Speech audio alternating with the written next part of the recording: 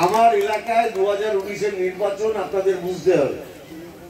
বিশপুরের বিধায়ক তৃণমূল করছে বিজেপি, শুভ্রাংশু রায়, মুকুল রায়। নোয়াপাড়ার এমএলএ সুনীল সিং তৃণমূল করছে বিজেপি, অর্জুন সিং এর জামাই। শিলভদ্র দত্ত ব্যারাকপুর তৃণমূল এমএলএ করছে বিজেপি। তার মানে সব তৃণমূলের এমএলএ অর্জুন সিং এর কথায় দিদি এদের টিকিট দিয়েছিল, এরা সব তৃণমূলের এমএলএ ছিল। 19-এর নির্বাচন এরা বিজেপি হয়ে করেছে। এর বাইরেও কারা ছিল আমি ছোট ছোট করে বললে আপনাদের বুঝতে সুবিধা হবে। মামুদপুরের পার্থসারথী পাত্র পার্বণ আপনারা জানেন, আপনারা জানেন অরুণ ব্রহ্ম শ্যামনগরে, আপনারা জানেন বীজপুরের সুবোধ অধিকারী তখন বিজেপিতে, সুনীল সিংরা সব বিজেপিতে, ভাটপাড়ায় সৌরভ সিংরা সব বিজেপিতে।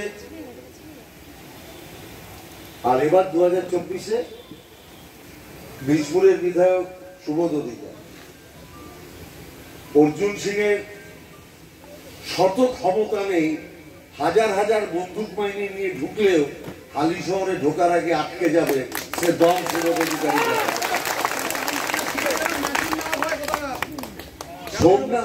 সোমনাথ শ্যামকে দেখলে ও লেজ গুটিয়ে পালায়, জগদ্দলে ঢোকার ক্ষমতা নেই।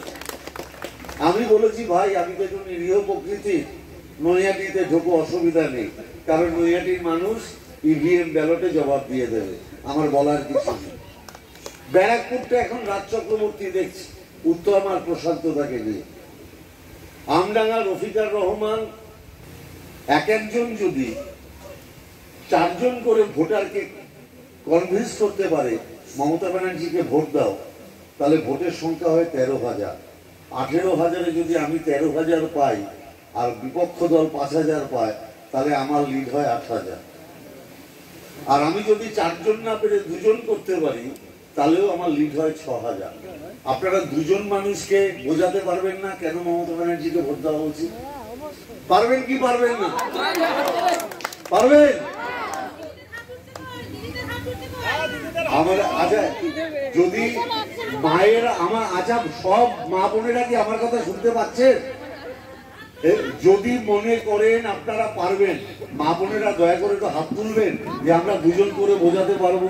কিন্তু আমার ছোট ভাই ওর টাইটেলও ভৌমিক, আমিও ভৌমিক। আর মোরারজি এই মোবারক আমার 98-এর সাথী, আমরা একসাথে তৃণমূল কংগ্রেস তৈরির সময় ছিলাম, প্রচুর জীবনের ঝুঁকি নিয়ে লড়াই করেছে। এবং এটা দেখুন, এটাই বাংলা। আমার বাদিকে গোবিন্দ ভৌমিক, ডান দিকে মোবারক, এটাই বাংলা। আমি পার্থ ভৌমিক, আমার বন্ধু ডান পাশে রফিকার রহমান, এটাই বাংলা। এই বাংলাতেই মমতা ব্যানার্জি বলেন ধর্ম যার যার নিজের, উৎসব সবার। বাংলায় 12 মাসে 13 পার্বণ হয়। ঈদের দিন আমি রফিকারের বাড়িতে আসি, অষ্টমী পুজোর দিন দেবী দুর্গা রফিকার আমার বাড়িতে যায়, এটা বাংলা। এই বাংলাকে বহিরাগত কিছু মানুষ এসে টুকরো করে দেওয়ার চেষ্টা করছে। আপনারা কি সেটাকে টুকরো হতে দেবেন? আমাদের এই পারস্পরিক মেলবন্ধন এটা কি থাকবে না? আর আমি একটা কথা বলি, আমি মনে করি যে সবার উপরে মানুষ সত্য, তাহার উপরে না। আসল হচ্ছে মানুষটা কে? এই মানুষের কিন্তু কোনো পরিচয় হতে পারে না, তার কোনো আলাদা ধর্ম থাকতে পারে না, তার কোনো আলাদা জাতপাত থাকতে পারে না। এটাকে অনেকে যারা সমাজের মধ্যে বিভাজন চায়, তারা এগুলোকে ভাগ করে দিতে চায়। ও শিডিউল কাস্ট, ও শিডিউল ট্রাইব, ও ব্রাহ্মণ, ও কায়স্থ, ও মুচি, ও মেথো, ও হিন্দু, ও মুসলমান, ও বাঙালি, ও অবাঙালি, ও তামিল, এই ভাগগুলো কারা করে? দিনের শেষে তো মানুষ। আপনি কে? আপনি একজন মানুষ। আপনি মানুষ হিসেবে কি কাজ করছেন? আমি এরকম গর্ব করে দায়িত্ব নিয়ে বলতে পারি, একজন লোককেও আপনি আমার সামনে এসে দেখাতে পারবেন না যে আমার কাছে কোনো কাজে গেছে আমি তাকে ফিরিয়ে দিয়েছি। আমিও তো সব কাজ করতে পারি না, কারণ আমি তো ভগবান কিংবা আল্লাহ নই। কিন্তু আমি চেষ্টা করিনি এরকম কথা কেউ বলতে পারবেন না।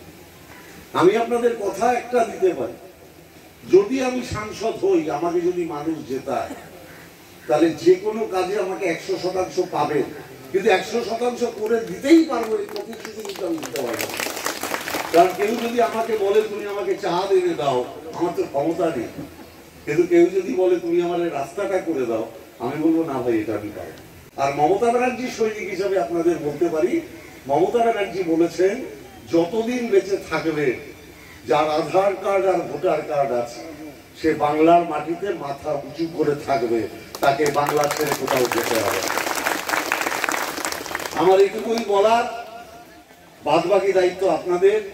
আমি গোবিন্দদাকে খালি অনুরোধ করব, 25 জন বুথ সভাপতি, 25 জন পঞ্চায়েত সদস্য, যতজন পঞ্চায়েত সদস্য আছে তাদের, পঞ্চায়েত সমিতির যারা আছে তাদের ডেকে এক জায়গায় বসে বুথ টু বুথ স্কুটিনি করে একটা মানুষের কাছে 3 বার যেতে হবে। বক্তৃতায় ভোট হয় না, মিছিল করে ভোট হয় না, ভোট হয় ম্যান টু ম্যান যেতে হবে। সংগঠনের ক্ষেত্রে ও ভালো ও খারাপ এটা হতে পারে। কোন প্রতিষ্ঠান চালানোর ব্যাপারে, যেরকম ধরুন পঞ্চায়েত প্রধান, হর বাবু আমি তোমাকে প্রধান করিনি, তোমাকে প্রধান করেছে মমতা ব্যানার্জি। এই যে প্রধান করেছে এটার ব্যাপারে কোন যোগ্যতা নিয়ে আলোচনা হতে পারে, সংগঠনের ব্যাপারে যোগ্যতা নিয়ে আলোচনা হতে পারে। ভোট কিন্তু একটা অন্য জিনিস।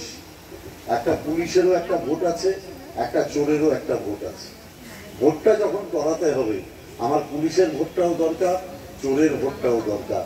অর্থাৎ এই ভোট যুদ্ধে দয়া করে কাউকে বাদ রাখবেন না। যত পারুন সঙ্গে আনুন, যত পারুন সঙ্গে আনুন, যত সঙ্গে আনতে পারবেন তত মোবারকের 2500 5000-এর দিকে ছুটবে। সবাইকে ভোট ব্যাংক বলে কিছু হয় না। সাধারণ মানুষের কাছে এসছি, হাত জোর করে বিনীত আবেদন করেছি, এবার মানুষ সিদ্ধান্ত নেবে। বলছেন যে ব্যারাকপুরে অর্জুন সিং ঢুকতে পারছে না, হালিশহরে ঢুকতে পারছে না, ঢুকতে পারছে না একবারও বলিনি। আমি বলেছি রাইফেল নিয়ে আর ঢোকা যাবে না। ঢুকতে পারছে না বলিনি, রাইফেল নিয়ে আর ঢুকতে পারবে না। মানে রাইফেলের দিন শেষ, আর ফরচুনের পর গুন্ডারাজ শেষ।